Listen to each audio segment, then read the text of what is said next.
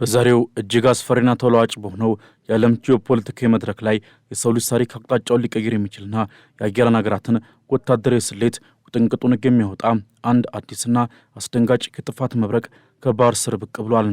ዓለም በዩክሬንና በመካከለኛው ምስራቅ ጦርነቶች ተወጥራ ባለችበት በዚህ ወቅትም ከሩቅ ምስራቅ የተሰማው የሚርገፈገፍ ወታደራዊ ድምፅ የአሜሪካንን ልዕለ ኃያልነትና የአውስትራሊያን ደህንነት በቀጥታ የሚጋፋው ነው ተገኝቷል። ቻይና እጅግ ዘመናዊና የኒኩሌር አረሮችን የመሸከም አቅም ያለውን አህጉር አቋራጭ ባለስቲክ ሚሳኤል ከኒኩሌር ባህር ሰርጓጅ መርከቧ ላይ ወደ ፓሲፊክ ውቅያኖስ ጥልቀት አስወንጭፋለች። ይህ ክስተት አሜሪካን በቅጽበት ለማጥፋትና ምዕራባውያንን ለማንበርከክ የታለመ የቤጂንግ የመጨረሻው የኃይል ማሳያ ነው። በዛሬው ትንታኔያችንም ቻይና በሚስጥር ያበለጸገችውንና ጂኤል-3 የተሰኘው የሐኪሞት መሳሪያ እንዴት ዋሽንግተንና ካንቤራን በኢላማ ውስጥ እንዳስገባቸው፣ የዓለምን የኃይል ሚዛን እንዴት እንደገለበጠው፣ እንዲሁም ፕሬዚደንት ዶናልድ ትራምፕና የምዕራባውያን አጋሮች ሊገጥማቸው ስላለው እጅግ አደገኛ የኒኩሌር ዘመን እንዳስሳለን። አብራችሁን ቆዩ። ሁኔታውን ከመሰረቱ ስንመለከተው ከጥቂት ቀናት በፊት በፓሲፊክ ውቅያኖስ ሰማይ ላይ የታየው የእሳታማ ብልጭታ በመላው ዓለም የመረጃ መረቦች ላይ ታላቅ ድንጋጤን ፈጥሯል። ቻይና እንደ አውሮፓውያን አቆጣጠር ከ1982 ወዲህ ለመጀመሪያ ጊዜ ከባህር ስር የሚጎነጨፍ አህጉር አቋራጭ ሚሳኤል በይፋ መሞከሯን አረጋግጣለች። ምንም እንኳን ቤጂንግ የትኛውን ሚሳኤል እንደተኮሰች በዝርዝር ባትገልጽም ወታደራዊ ባለሙያዎች ግን የታየው ምስልና የተጓዘበት ርቀት ጂኤል-3 የተሰኘውና እጅግ የረቀቀው የቻይና የጥፋት መሳሪያ መሆኑን በጽኑ ያምናሉ። ይህ ሚሳኤል በቤጂንግ በተካሄደው ታላቅ ወታደራዊ ትርኢት ላይ ፕሬዚዳንት ሺ ጂንፒንግ ለሩሲያ አቻቸው ቭላዲሚር ፑቲንና ለሰሜን ኮሪያው መሪ ኪም ጆንግ ኡን በኩራት ያስተዋወቁት ያው አስፈሪ መሳሪያ ነው። አርበኛዋና የባህር ኃይል ደህንነት ተንታኟ ጄኒፈር ፓርከር እንደገለጹት ይህ ሚሳኤል አሜሪካና አውስትራሊያን በአንድ ጀንበር ወደ አንድነት የመቀየር አቅም ያለው የገሃነም መልእክተኛ ነው። ወደ ጂኤል-3 ቴክኒካዊ ብቃትና አውዳሚነት ስንገባ ማንኛውንም ከሰው ልጅ ሕሊና የሚሰነጥቅ እውነታ እናገኛለን።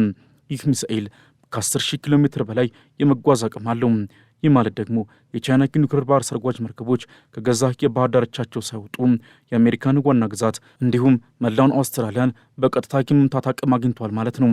ከዚህ ቀደም የነበረው ጂኤል-2 ሚሳኤልም 7,000 ኪሎ ሜትር ብቻ የሚጓዝ በመሆኑ አሜሪካን ለመምታት መርከቦቹ ወደ ፓሲፊክ ውቅያኖስ መሃል መጓዝ ነበረባቸው። ይህም ለአሜሪካ መከላከያ ስርዓት ምቹ ኢላማ ያደረጋቸው ነበረ። አሁን ግን ቻይና በጓሮ በሯ ሆና ዋሽንግተንን፣ ኒውዮርክንና ሎስ አንጀለስን በኢላማ ውስጥ መቆለፍ ትችላለች። የሚሳኤሉ የጥፋት ስፋት ደግሞ ይበልጥ አስገራሚ ነው። ጂኤል-3 1 ሜጋቶን የሚመዝን ግዙፍ የኒኩሌር አረር የመሸከም አቅም አለው። ይህ አንድ አረር ብቻውን 900 ስኩዌር ኪሎ ሜትር የሚሸፍን አካባቢን በአንድ ሰከንድ ውስጥ ድባቅ በመምታት ወደ ራዲዮ አክቲቭ ምድረ በዳ የመቀየር ኃይል አለው። ይባስ ብሎም ሚሳኤሉ ከ3 እስከ 8 የሚደርሱ ትንንሽ የኒኩሌር አረሮችን በአንድ ጊዜ ተሸክሞ በመነሳት የተለያዩ ከተሞችንና ስልታዊ ቦታዎችን በአንድ ጥቃት ለማውደም ይችላል። ይህ በትክክልም አሜሪካን በቅጽበት የሚያጠፋና መከላከያ የሌለው የመጨረሻው የጥፋት መሳሪያ ነው። የባህር ኃይል ባለሙያዎች እንደሚሉት ቻይና ያሏት 6 የጂን ክላስ ኒኩሌር መርከቦች እያንዳንዳቸው 12 እንዲያሉ ሚሳኤሎችን ተሸክመው በውቅያኖስ ስር ተደብቋል። ይህ ማለት ቻይና በማንኛውም ሰዓት 72 የኒኩሌር ናዳዎችን ወደ ምዕራቢያን ከተሞች የመልቀቅ አቅም አላት ማለት ነው። ይህ ሙከራ የተከናወነው በዓለም አቀፍ ደረጃ እጅግ ውጥረት በነገሰበት ወቅት መሆኑ ጉዳዩን ይበልጥ አሳሳቢ ያደርገዋል። የአሜሪካ ውጭ ጉዳይ ሚኒስትር ቃል አቀባይ ቶማስ ፒጎት እንደገለጹትም የቻይና የኒኩሌር መሳሪያ ግንባታ በከፍተኛ ፍጥነትና በሚስጥራዊነት እየተከናወነ መሆኑ ለመላው ዓለም ታላቅ ስጋት ነው። አውስትራሊያና ጃፓን የቻይናን ድርጊት ቀጠናውን ከሚያናጋ ትንኮሳ በማለት የኮነኑ ሲሆን የታይዋን ብሔራዊ ደህንነት ምክር ቤት ደግሞ ሚሳኤሉ በፊሊፒንስ ሰማይ ላይ አልፎ በናኦኑና ቱቫሉ ውሃዎች አቅራቢያ ማረፉን በሳተላይት ምስሎች አረጋግጠዋል። ይህ ሁኔታ ከቀዝቃዛው ጦርነት በበለጠ አስፈሪ የሆነ አዲስ የኒኩሌር ፉክክር መጀመሩን ያበስራል። በቀዝቃዛ ጦርነት ወቅትም በአሜሪካና በሶቪየት ህብረት መካከል አደጋን ለመቀነስ የሚያስችሉ የቁጥጥር ስምምነቶች ነበሩ። አሁን ግን በዋሽንግተንና በቤጂንግ መካከል ያለው ግንኙነት ያለምንም ህጋዊ ሰንሰለት ወደ ለየለት የኃይል ፍልሚያ ተሸጋግሯል። የዚህ ሙከራ ትልቁ ስልታዊ መልእክት ግን ለፕሬዚዳንት ዶናልድ ትራምፕ አስተዳደር የተላከ ነው። ትራምፕ በቻይና ላይ የሚከተሉት ጠንካራ የንግድና የፖለቲካ ጫና ቤጂንግን ወደ ወታደራዊ በላይነት እንድታመራ ገፋፍቷታል። ቻይና የኒኩሌር ትሪያድ የተባለውንና ከየብስ ከባህርና ከአየር የኒኩሌር ጥቃት የመሰንዘር አቅምን ለማሟላት ጥቂት እርምጃዎች ብቻ ነው የቀሯት። እንደ አውሮፓውያን አቆጣጠር በ2004 ከየብስ የሚወነጨፈው አህጉር አቋራጭ ሚሳኤል ከሞከረች በኋላ አሁን ደግሞ የባህር ላይ አቅሟን በተግባር አሳይታለች። በቀጣይ የሚጠበቀው ደግሞ ከአውሮፕላን የሚወነጨፈውና GL-1 የተሰኘው ሚሳኤል ሙከራ ነው። ይህ ከተሳካ ቻይና የማይበገር ወታደራዊ ኃይል ትሆናለች። ይህም አሜሪካ በታይዋን አሊያም በደቡብ ቻይና ባህር ጉዳይ ላይ ጣልቃ እንዳትገባ ትልቁ የመዝጊያ ቁልፉን ያገለግላል። የሚገርመው ነገር ቻይና ይህንን ሙከራ የፈጸመችበት ወቅት ታሪካዊ ምልክት ያለው መሆኑ ነው። ሐምሌ 1 ቀን ጃፓን በቻይና ላይ በከፈተችው መጠነ ሰፊ ወረራ የታሰበበት ዕለት ዋዜማ መሆኑ ለቶኪዮ የተላከ ግልጽ ማስጠንቀቂያ ነው ተብሏል። በተጨማሪም አውስትራሊያና ፊጂ ወታደራዊ ስምምነት በተፈራረሙበት በዚህ ዕለትም ቻይና ሚሳኤሏን መተኮሷ በዚህ ቀጠና እኔ ነኝ የማዘው የሚል ጡንቻ ማሳያ ነው። የአውስትራሊያ የውጭ ጉዳይ ሚኒስትር ፔኒ ዎንግ ድርጊቱን ቀጠናውን የሚያረጋጋ ሲሉ የገለጹ ሲሆን ጃፓንን በበኩሏ በቻይና ወታደራዊ እንቅስቃሴ ላይ ከፍተኛ ስጋት እንዳላት አስታውቃለች። ቻይና ግን በበኩሏ ሀገራት ይህንን ሙከራ ከመጠን በላይ እንዲያተረጉሙት እያሳሰበች ነው። የቻይና የውጭ ጉዳይ ሚኒስትር ቃል አቀባይ ማኦኒንግ ቤጂንግ የምትከተለው ራስን የመከላከል የኒውክሌር ስትራቴጂ መሆኑና አቅሟም ለሀገር ደህንነት ከሚያስፈልገው ዝቅተኛ ደረጃ ላይ ያለ መሆኑን እየገለጹ ነው። ይሁን እንጂ 10,000 ኪሎ ሜትር የሚጓዝ ሚሳኤልና አሜሪካንን በቅጽበት አመድ የማድረግ አቅም እንዴት ዝቅተኛ ደረጃ ሊባል ይችላል የሚለው ጥያቄ የምዕራባውያንን ተንታኞች ግራ አጋብቷል።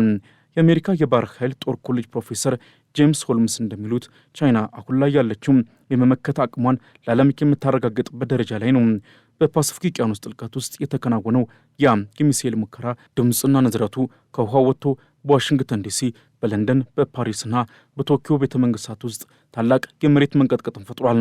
ቻይና GL-3 የተሰኘውን የጥፋት መብረቅ ከኒኩሌር ባህር ሰርጓጅ መርከቧ ላይ ወርጉራ አሜሪካና አውስትራሊያን በኢላማ ውስጥ መቆለፏን ስታረጋግጥ የምዕራቢያኑ ዓለም በድንጋጤና በቁጭት ታውቋል። አሜሪካም ለዚህ የቻይና ሙከራ የሰጠችው ምላሽ ከዚህ ቀደም ከታዩት ሁሉ እጅግ የከረረና በስጋት የተሞላ ነው። የአሜሪካ ውጭ ጉዳይ ቃል አቀባይ ቶማስ ፒጎት እንደገለጹትም የቻይና የኒኩሌር መሳሪያ ግንባታ በከፍተኛ ፍጥነትና በምስጢራዊነት እየተከናወነ መሆኑ ለአሜሪካ ብሔራዊ ደህንነት ቀጥተኛ ስጋት ነው። ዋሽንግተን እንደ አውሮፓውያን አቆጣጠር በ2004 ቻይና ከየብስ የሚወነጨፍ አህጉር አቋራጭ ሚሳኤል በሞከረችበት ወቅትም ቤጂንግ አስቀድማ መረጃ ሰጥታ ነበር በሚል ነገሩን ለማለዘብ ሞክራ ነበር። አሁን ግን ቻይና ይህንን GL-3 የተሰኘው ሚሳኤል ስተኩስ ለአሜሪካ አስቀድማ መረጃ ለመስጠቷ ወይም አሜሪካ መረጃውን ይፋ ለማድረግ አለመፈለጓ በሁለቱ ሀገራት መካከል ያለው ግንኙነት ወደ ለየለት የጠላትነት ምዕራፍ መሸጋገሩን ያረጋግጣል። በትራምፕ አስተዳደር ውስጥ የሚገኙ የደህንነት ባለስልጣናት እንደሚሉትም ቻይና አሁን ላይ ያለችው የመጀመሪያ ጥቃትን የመሰንዘር አቅሟን ለማረጋገጥ በጫፍ ላይ ነው። የአውሮፓ ሀገራትም ቢሆኑ ይህንን የቻይና እርምጃ በከፍተኛ ድንጋጤን የተቀበሉት ምንም እንኳን ሚሳኤሉ በፓሲፊክ ውቅያኖስ ላይ ቢወረወርም 10,000 ኪሎ ሜትር የመጓዝ አቅሙ ግን የለንደን የፓሪስና ሌሎች ከተሞችንም አሁን በቻይና የኒኩሌር ኢላማ ውስጥ መግባታቸውን የሚያሳይ መርዶ ሆኖባቸዋል። የአውሮፓ መሪዎች ቤጂንግ የምትከተለው ወሰን የለሽ ወታደራዊ መስፋፋት የዓለምን የኃይል ሚዛን ፍጹም በሆነ ሁኔታ እያናገሙን ገልጸው ቻይና በአስቸኳይ ወደ መሳሪያ ቁጥጥር ድርድር እንድትመጣ ጥሪ አቅርበዋል። ይሁን እንጂ ቻይና ለምዕራቢያን ጩኸት የሰጠችው ምላሽ አታካብዱ የሚል የንቀት ቃል ነው። የቻይና የውጭ ጉዳይ ሚኒስትር ቃል አቀባይ ማኦኒንግ ሀገራቸው የምትገነባው የኒኩሌር ኃይል ለደህንነቷ ከሚያስፈልገው ዝቅተኛ ደረጃ ላይ ያለ መሆኑን ቢገልጹም ምዕራባውያን ግን ይህንን እንደ ዲፕሎማሲ ሽንገላ ነው የሚመለከቱት። ታዲያ ይህ GL-3 የተሰኘው ሚሳኤል ለቻይና ቀጣይ የኒኩሌር አቅም ምን ትርጉም አለው ለሚለው ጥያቄ መልሱም እጅግ አስፈሪ ነው። ቻይና አሁን ላይ የኒኩሌር ትሪያድ የተባለውን ታላቅ ወታደራዊ ግብ ለማሳካት የመጨረሻው ምዕራፍ ላይ ትገኛለች። ትሪያድ ማለት የኒኩሌር መሳሪያዎችን ከሶስት አቅጣጫ ማለትም ከየብስ ከባህርና ከአየር የመተኮስ ሁለንተናዊ ብቃት ነው። እንደ አውሮፓውያን አቆጣጠር በ2004 ከየብስ የሚወነጨፍ ሚሳኤልን በስኬት የሞከረችው ቻይና አሁን ደግሞ በGL-3 አማካኝነት የባህር ላይ አቅሟን ላለማረጋግጣለች። ይህ ማለት ደግሞ የቻይና የኒኩሌር መሳሪያዎች በውቅያኖስ ስር ተደብቀው በማንኛውም ሰዓት አሜሪካንን የመምታት አቅም አግኝቷል ማለት ነው። ቀጣዩና የመጨረሻው የቻይና እርምጃ የሚሆነው የአየር ላይ የኒኩሌር አቅሟን በተግባር ማሳየት ነው። ቻይና ቀደም ሲል GL-1 የተሰኘውን በአየር ላይ የሚወነጨፍ የኒኩሌር ሚሳኤል በወታደራዊ ትርኢት ላይ ያሳየች ቢሆንም እስካሁን ግን ይፋዊ ሙከራ አላደረገችም። የካርኔጊ የመካከለኛው ምስራቅና ዓለም አቀፍ ሰላም ተቋም ተንታኙ ጃኦቶንግ እንደሚሉት ቻይና በቀጣዮቹ ጥቂት ዓመታት ውስጥ ይህንን የአየር ላይ ሚሳኤል ሙከራ በማድረግ ትሪያድ የተባለውን 3 ማዕዘን የኃይል ግንባታ ታጠናቀቃለች። ይህ ሲሆን ደግሞ ቻይና እንደ አሜሪካና ሩሲያ ሁሉ በማንኛውም አቅጣጫና በማንኛውም ሰዓት የማይቀለበስ የኒኩሌር ጥቃት የመሰንዘር ሙሉ የበላይነት ይኖራታል። የአሜሪካ የባህር ኃይል ጦር ኮሌጅ ፕሮፌሰር ጄምስ ሆልምስ እንደገለጹት ቻይና ይህንን ሙከራ ያደረገችው ለወታደራዊ ዝግጅት ብቻ ሳይሆን ለአሜሪካና ለአጋሮቿ እኛን የመገዳደር አቅም የላችሁም የሚል የስነ ልቦና ጦርነት ለመክፈት ነው። በተለይ ቻይና GL-3 ሚሳኤልን ከገዛ የባህር ዳርቻ ሆና ወደ ፓሲፊክ ውቅያኖስ መሃል መወርወር መቻሏ አሜሪካ በታይዋን ወይም በደቡብ ቻይና ባህር ላይ ጣልቃ ለመግባት የምታደርገውን ማንኛውንም እንቅስቃሴ ዋጋ ቢስ ያደርገዋል። ቻይና አሁን ላይ ኒውክሌር ባህር ሰርጓጅ መርከቦቿን ማለትም እንደ ታይፕ 094 እና ወደፊት የሚመጣው ታይፕ 096 ይበልጥ በማዘመን አሜሪካን በገዛ ጓሮ ውስጥ አጥብቃ ለመያዝ ቆርጣ ተነስታለች። የጃፓንና የአውስትራሊያ ሁኔታ ይበልጥ አሳሳቢ ነው። ጃፓን ይህንን የቻይና ሙከራ ተከትሎ ወታደራዊ በጀቷን በጥፍ ለማሳደግና ራሷን ለመከላከል አዳዲስ ቴክኖሎጂዎችን ለመግዛት መወሰኗ በቀጠናው አዲስ የመሳሪያ እሽቅድምድም መጀመሩን ያሳያል። አውስትራሊያን ብትሆን ከፊጂ ጋር የፈረመችው ወታደራዊ ስምምነት በቻይና የኒውክሌር ዛቻ ጥላ ስር ወድቋል። ማልኮም ዴቪስ የተባሉ የአውስትራሊያ ስትራቴጂካዊ ተንታኝ እንዳሉት ቤጂንግ ይህንን ሙከራ ያደረገችው በጉልበትና በኃይል ፍላጎቴን አስከብራለሁ የሚል መልእክትን ለፓሲፊክ ደሴቶች ለማስተላለፍ ነው። በአጠቃላይ የፓሲፊክ ውቅያኖስ ሰማይ ዛሬ በሰላም ደመና ሳይሆን በቻይና የኒውክሌር ስጋት ተጋርዷል። GL-3 ዝም ብሎ መሳሪያ አይደለም። እሱ የአሜሪካን ክፍለ ዘመን ማብቂያ የሚያበስርና የቻይናን የቀጠናዊና ዓለም አቀፍ የበላይነት የሚያረጋግጥ የጥፋት ጌታ ነው። አሜሪካ በቢሊዮን የሚቆጠር ዶላር አፍሳ የገነባቻቸው የሚሳኤል መከላከያ ጋሻዎች ከባህር ስር በድንገት በሚወጣውና አቅጣጫውን እየቀያየረ በሚመጣው በዚህ ሚሳኤል ፊት ዋጋ እያጡ ነው። ዓለም አሁን ያለችበት ሁኔታ ከቻይናው ዘንዶ ጋር አብረው የመኖርን ጥበብ መማር አሊያም ደግሞ ወደማይቀረው የኒውክሌር አርማጌዶን ማምራት ነው። የGL-3 ጥላ በዋሽንግተንና በካምፒሪያ ላይ እስካረፈ ድረስ የዓለም ፖለቲካም በዚሁ ሚሳኤል አፈሙዝ ስር መመራቱን ይቀጥላል። ይህ ትንታኔ እንደሚያሳየው የቻይና የኒውክሌር ሙከራ ከቴክኖሎጂ ውጤትነቱ ባለፈ የፖለቲካና የስነ ልቦና ጦርነት ዋነኛ መሳሪያ ነው። ቤጂንግ ይህንን መሳሪያ ያዘችው ለጌጥ አይደለም። ይልቁንም ዓለምን ለማስፈራራትና የራሷን ሉዓላዊነት በኒውክሌር ጥላ ስር ለመጠበቅ ነው። በታይዋንና በደቡብ ቻይና ባህር ላይ የታዩት ውጥረቶችም የዚህ ሚሳኤል እውነተኛ ገጽታዎች ናቸው። ይህ ሚሳኤል የሰላምን ተስፋ ሟጦ የጥፋትን በር ወለል አድርጎ የከፈተ የምስራቁ ዓለም መልእክተኛ ሆኗል።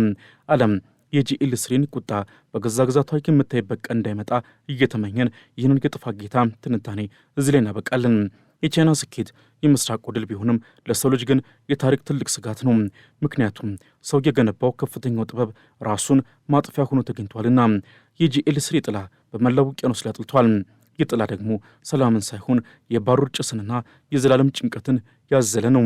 የሰው ልጅ ከዚህ የጥፋት አዙሪት የሚወጣበት መንገድ እስካልተገኘ ድረስም ይህ ሚሳኤል የዓለምን ዕጣ ፈንታ በብረትና በእሳት መጻፉን ይቀጥላል።